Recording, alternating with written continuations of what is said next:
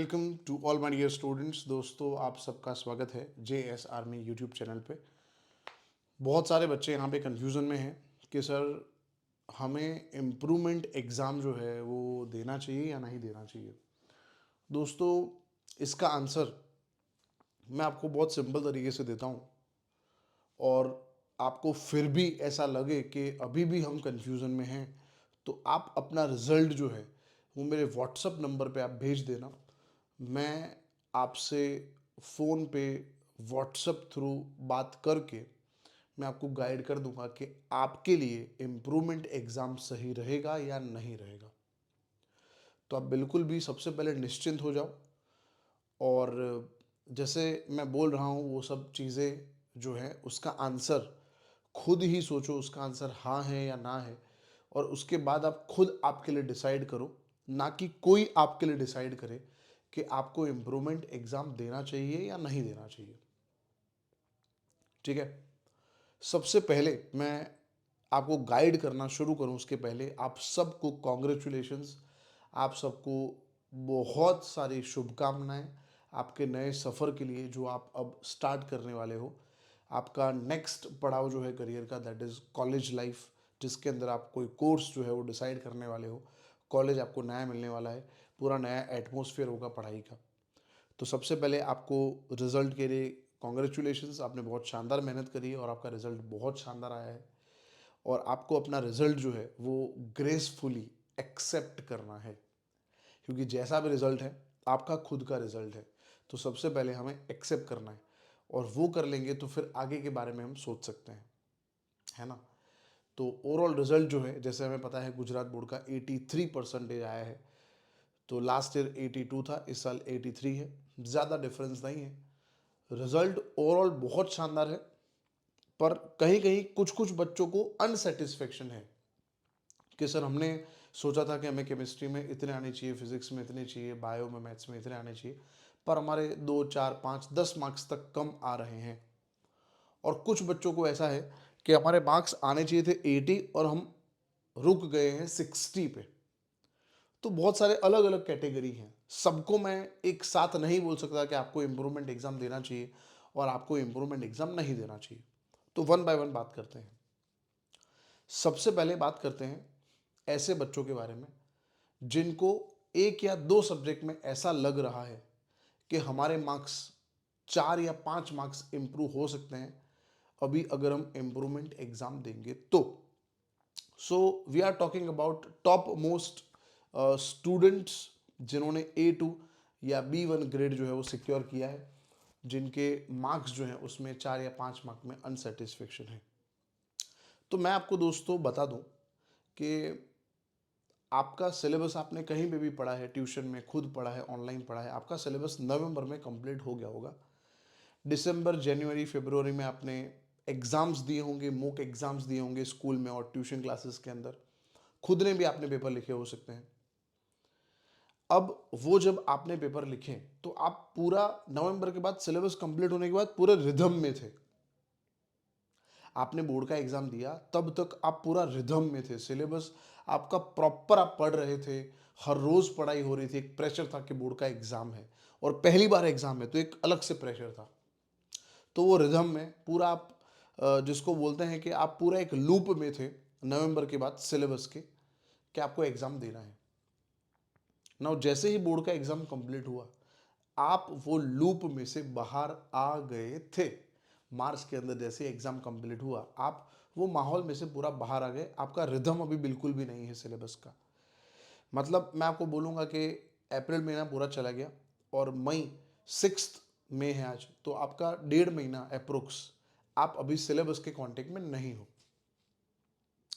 अब अगर 3 4 या 5 मार्क्स के लिए अगर आप ऐसा सोच रहे हो कि जून और जुलाई में, अगर मैं जून और जुलाई के अंदर मैं एग्ज़ाम दे के 4 5 6 मार्क्स को इम्प्रूव कर लूँ, तो मेरा ऐसा मानना है कि आप रिदम में हो नहीं। आपने मेहनत करके शानदार रिजल्ट आपने पाया है, तो अभी 2 महीना मेहनत करके आप ऐसा क्या जादू कर दोगे, ऐसा क्या गारंटी है कि 4 5 मार्क्स आपके जैसे 80 आए हैं तो क्या गारंटी 85 आएंगे। मैं आपको देखो बिल्कुल नेगेटिव नहीं बना रहा, मेरा काम है यहाँ पे आपको सीधी सटीक बातें करना और आपको एक डिसीजन तक पहुंचाना। वो आपको डिसाइड करना है लेना है कि नहीं, that is fully your choice. But the thing is, आप खुद सोचो, आप रिदम में नहीं हो, वैकेशन के मूड में हो, आपके फ्रेंड्स वैकेशन के मूड में हैं, कॉलेज के फॉर्म भर रहे हैं, डिसाइड कर रहे हैं क्या करना है क्या नहीं करना है, और अभी आप वापस से जून जुलाई के एग्ज़ाम की प्रिपरेशन करोगे, क्या आप उस मेंटल अभी स्टेज में हो कि आप वो एग्ज़ाम पे प्रॉपर फोकस करके काम कर पाओगे? फिर होगा ये 2 महीने जो हमें मिले हैं वैकेशन के, स्किल डेवलप करने के, कोई नया सीखने के, कोई कुछ सर्च करने के, बहुत सारी अलग अलग चीज़ें एक्सप्लोर करने के, वो वेस्ट भी करते हैं और हमारा जो टारगेट था 4 5 6 मार्क्स इंप्रूव करने का वो भी ना हो पाए, तो फिर तो हमने वेस्ट कर दिया ना 2 महीने का टाइम। समझ रहे हो अब मैं क्या बोल रहा हूँ? 80 marks is a very good score, 85 is a very good score, I will से 75 70+ is a very good score in each and every subject. समझे आप? तो इम्प्रूवमेंट करके कोई गारंटी नहीं है कि पेपर इजी ही आने वाला है, पेपर टफ आएगा, ऐसा भी नहीं है। जो लेवल था मार्च का वही सेम लेवल अभी आने वाला है। कोई आप पे ऐसा कोई बारिश नहीं होने वाली, मेहरबानी किसी की होने नहीं वाली कि आपको पेपर इजी दे दिया जाएगा, आप सब इम्प्रूव कर लोगे, अच्छा इम्प्रूव कर लोगे, आपने जितना भी टारगेट रखा है उतना आप इम्प्रूव कर लोगे, ऐसा बिल्कुल भी नहीं है। पेपर चेकिंग ऐसे ही होगा, पेपर ऐसे ही निकलेंगे, ठीक है? तो वही का वही माहौल है। पर 2 महीने क्या आप कंसिस्टेंट होके जो रिदम में पहले थे, 2 साल के रिदम में 1.5 महीना गैप आने के बाद, क्या वो रिदम में जाके वापस आप उस माहौल में घुस के आप एग्जाम दे पाओगे? और 80 तक तो आना है, उसके आगे 5 या 10 मार्क्स ज़्यादा लाने हैं, जो आप खुद से एक्सपेक्ट कर रहे हो या फिर आपके पेरेंट्स एक्सपेक्ट कर रहे हैं या कोई और आपसे एक्सपेक्ट कर रहे हैं, इसलिए आप एग्जाम दे रहे हो, है ना? तो ये बात कर ली मैंने। 4 5 मार्क्स जिनको ज़्यादा चाहिए उनके बारे में आप डिसाइड कर लो खुद। अगर आप मुझसे पूछते तो आई से नो, बिग नो, नहीं देना चाहिए, कोई ज़रूरत नहीं है, शानदार रिजल्ट है, ठीक। अब आते हैं ऐसे बच्चों पे जिनके मार्क्स 80 आने चाहिए थे, 75+ 70+ आने चाहिए थे और 55 60 आ गए हैं। आप अपने आप से एक क्वेश्चन पूछो, क्या आपने लास्ट 2 3 महीने सिंसियरली मेहनत करी थी? क्या आपने पेपर जो लिखा है साफ सुथरा लिखा है, प्रॉपर लिखा है? जैसा आप एनसीईआरटी में पढ़ते हो, जैसे आपने नोट्स पढ़े, क्या वैसा का वैसा आपने पेपर लिखा है? क्या आपने कहीं गलतियां करी ही नहीं है? क्या आपने कोई क्वेश्चन छोड़े ही नहीं है? क्या आपने 50 मार्क्स के एमसीक्यू के अंदर गिने थे आपके कितने मार्क्स आ रहे थे? अब अगर ये सब क्वेश्चंस का आंसर अगर आप कहीं पे भी नेगेटिव वे में दे रहे हो अपने आप को, मतलब कि मैंने थोड़ी बहुत तो गलतियां करी है, एमसीक्यू में मेरे 35 40 नहीं पर 20 25 मार्क्स हैं, I am not confident enough, then again I will say दो चीजें सोचो। क्या 2 महीने मेहनत करके आप 2 महीने कंटिन्यू 8 10 घंटा पढ़ के आप मेहनत करने की तैयारी रखते हो? क्या आपको लग रहा है, आपको खुद को लग रहा है, आपके फैकल्टीज का छोड़ो, आपके पेरेंट्स का, आपको लग रहा है 2 महीने आप मेहनत करके और अच्छा इंप्रूव कर पाओगे? जो आपने अभी 3 4 महीने में पढ़ के 60 लाए हो, वो 2 महीने में पढ़ के आप 80 85 ला पाओगे? अगर इसका आंसर यस है, आइल से आपको इम्प्रूवमेंट एग्जाम देनी चाहिए। और अगर इसका आंसर नो है, मतलब दिमाग में देखो, हमें तो पता ही होता है हम क्या कर सकते हैं क्या नहीं कर सकते, और हम सोचते क्या हैं और हम करते क्या हैं, दोनों में अलग अलग, दोनों में डिफरेंस है ना। हम लाना चाह तो रहे हैं कि इतने मार्क्स हमारे आ जाएं, बट उतनी मेहनत ना अभी तक हम कर पाए हैं, ना आगे डिसाइड करके हम करने वाले हैं, तो फिर 2 महीने क्यों वेस्ट करोगे आप? बेटर जो आया है वो एक्सेप्ट करो, और जो बेस्ट आपको कोर्स मिल रहा है उसमें एनरोल करो आप। Got it? समझ आ रहा है? जो बच्चे फेल हैं, जिनके 50 से कम मार्क्स हैं, ठीक है, जिनके कहीं ना कहीं ग्रेसिंग आया है कुछ सब्जेक्ट्स के अंदर,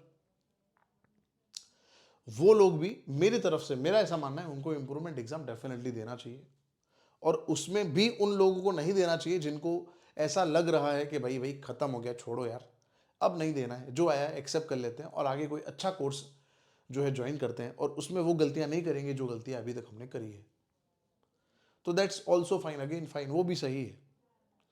2 महीने वेस्ट करना, मेरा तो ऐसा मानना है कि if you are ready mentally, strength आपकी जोरदार है, अगर आपके दिमाग में आपने ठान के रखा है कि आई कैन, आई विल, और मैं करके ही रहूंगा, ऐसी जोरदार जुनून है आपके दिमाग में, आग लगी है अंदर, देन यू डू, अदरवाइज रहने दो। Better focus on skill development, कोई ना कोई स्किल डेवलपमेंट में आप टाइम बिताओ, आपका जनरल नॉलेज ठीक करो, आपका लैंग्वेज ठीक करो, आपका कम्युनिकेशन ठीक करो।